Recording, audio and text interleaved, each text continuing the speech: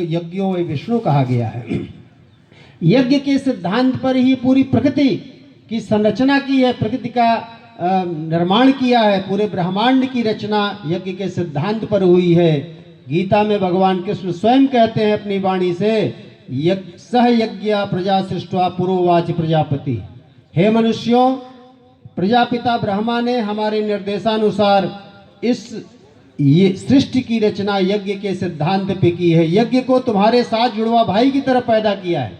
तुम नित्य यज्ञ करके इस प्रकृति को पोषित करना, देवताओं को अपनी श्रद्धापूर्ण आहुतियां प्रदान करना, और बदले में देवता प्रसन्न होकर तुम्हें तुम्हारे ऊपर धन धान्य की, रत्न राशियों की, दिव्य विभूतियों की, दैवी संपदा की वर्षा करेंगे। इसी बात को वेद भगवान कहते हैं। हमारे हिंदू धर्म का, सनातन धर्म का, या यूं कहिए मानव मात्र के लिए जो सबसे प्रथम शास्त्र रचा स्वयं प्रजापिता ब्रह्मा ने, जिनके 4 मुख से 4 वेद प्रकट हुए, इस संसार का सबसे आदि ग्रंथ, उसमें ऋग्वेद मंडल के पहले सूक्त की पहली ऋचा में ही यज्ञ की दिव्य महिमा का गान करते हुए भगवान कहते हैं, ओम अग्निमीणे पुरोहितम यज्ञस्य देव मृत्युजम होतारम रत्नधातमम।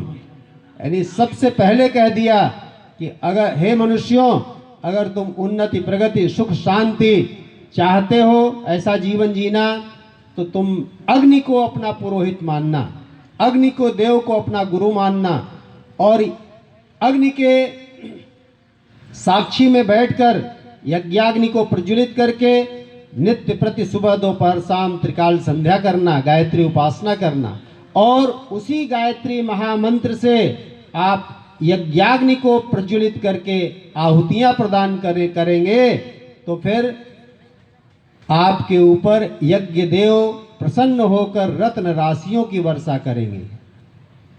यही और जब हम अपने बच्चों का यज्ञोपवीत संस्कार कराते हैं, जनेऊ संस्कार, यज्ञोपवीत संस्कार करा के उसको गायत्री मंत्र की दीक्षा देते हैं, गायत्री के सिद्ध आचार्य, तो इसी पहली वेद की पहली ऋचा का उसको पाठ कराया जाता है। सारा का सारा ज्ञान विज्ञान इसी एक मंत्र में भर के रख दिया है ऋषियों ने।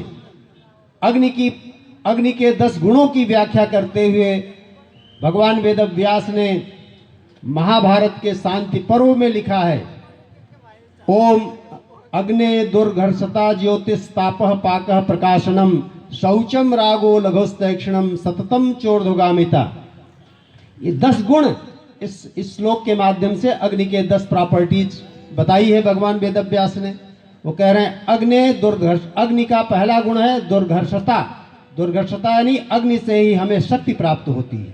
हमारे शरीर में जो बल है, ऊर्जा है, शक्ति है, वो अग्नि के कारण है। इस यज्ञ करेंगे तो अग्नि तत्व बढ़ेगा, हमारे अंदर शक्ति बढ़ेगी, ऊर्जा बढ़ेगी, कमी नहीं रहेगी। अग्नि दुर्घर्षता ज्योतिष यानी चमक है शरीर में, तो वो अग्नि के कारण है। प्राणाग्नि निकल जाती है, चमक गायब, शरीर सड़ने लगता है, शरीर की सारी क्रियाएं बंद हो जाती हैं। अग्नि दुर्घर्षता ज्योतिष तापः, गर्मी है, टेम्परेचर है, अग्नि के कारण। प्राण निकल गया, प्राणाग्नि, तो शरीर ठंडा पड़ जाता है, किसी काम का नहीं। अग्नि दुर्घर्षता ज्योतिष तापः पाकः, भोजन को पचाने का काम अग्निदेव ही करते हैं। बाहर भी माताएं बहनें जो चूल्हे की अग्नि होती है उसमें भोजन पचाती हैं, खाने योग्य बनता है, और भोजन करने के बाद और अधिक सूक्ष्म पाचन जो होता है वो अग्निदेव ही करते हैं। किसी के अंदर की जठराग्नि अगर मंद पड़ जाए तो उसका भोजन ठीक से नहीं पचता और सैकड़ों बीमारियां उसको पकड़ लेती हैं। अग्निदेव ही सारा कार्य कर रहे हैं जीवन का क्रिया व्यापार। अग्नि दुर्घर्षता ज्योतिस्तापः पाकः प्रकाशनम, अग्नि से ही ज्ञान होता है। अग्नि ना हो तो फिर ज्ञान नहीं होगा। यानी अग्निदेव सूर्य की जो रश्मियां हैं, प्रकाश की किरणें, उसको उसी से सारा संसार में रंग है, ज्ञान है, उसको वर्ण भी कहते हैं। अग्नि ना हो तो अंधकार ही अंधकार होगा। तो ज्ञान अग्निदेव कराते हैं, अग्नि से ज्ञान होता है।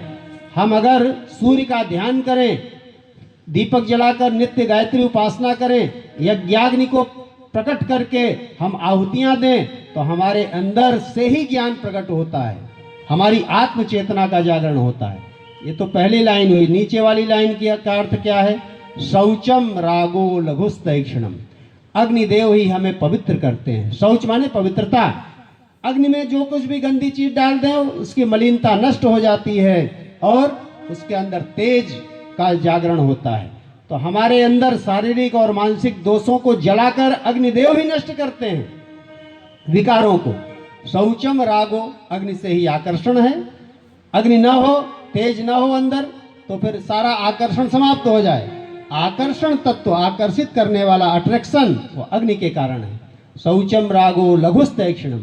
अग्निदेव हमें लघुता, हल्कापन प्रदान करते हैं। हमारे शरीर जो हमारा पूरे जिंदगी भर अपने 70-80 से लेकर 100 किलो, कोई 150 किलो के वजन का शरीर लेकर चलते फिरते रहते हैं, ढोते हैं, वो भारभूत नहीं लगता, अग्नि तत्व के कारण हल्का रहता है। वही जब प्राणाग्नि निकल जाती है तो उसी डेड बॉडी को उठाने में 10 लोग भी जो है उनके पसीने छूटते हैं, भाई साहब कितना भारी हो गया। लघुस्तैक्षणम, तैक्षणा तीक्ष्णता, यानी बुद्धि का पैनापन, सूक्ष्म बुद्धि हमारी होती अग्नि तत्व के प्रभाव से। अग्नि की उपासना करें, अग्नि को पुरोहित माने, नित्य प्रति अग्निदेव के सामने बैठे। इसी अग्नि की पूजा के करने के कारण हमारे देश में कभी बच्चा बच्चा आत्मज्ञानी था। इस देश में, ये देश अर्थ के क्षेत्र में सोने की चिड़िया कहलाता था और चक्रवर्ती सम्राट हुआ करता था ये देश। कभी फिर से इसी अग्नि की पूजा प्रतिष्ठा को महत्व देकर हमारे परम पूज्य गुरुदेव भारत को फिर से पूरे विश्व का सिरमौर बनाना चाहते हैं। ये गायत्री और यज्ञ का आंदोलन ये पूरे विश्व को अपनी चेतना से आप्लावित करेगा। पूरे विश्व की समस्याओं का समाधान गायत्री और यज्ञ के तत्वदर्शन, ज्ञान और विज्ञान के माध्यम से होगा। और अंतिम जो वाक्य है, देखिए क्या कह रहे हैं, सततम चोर्ध्वगामिता। जो नित्य अग्निदेव के सामने बैठकर अग्नि का ध्यान करता है, अग्नि की उपासना करता है, पूजा करता है, उसकी अंदर के जो देवता हैं सोए हुए वो जागृत होते हैं और उसकी आत्मा का उन्नयन होता है, ऊपर उठती जाती है। कहाँ तक? वो आत्मा से परमात्मा का मिलन करा देते हैं अग्निदेव। इसीलिए वेद भगवान कहते हैं जो नित्य यज्ञ करता है उसको परमात्म तत्व की प्राप्ति हो जाती है। मनुस्मृति में कहते हैं यज्ञैश्च महायज्ञैश्च ब्राह्मणे क्रियते तनु।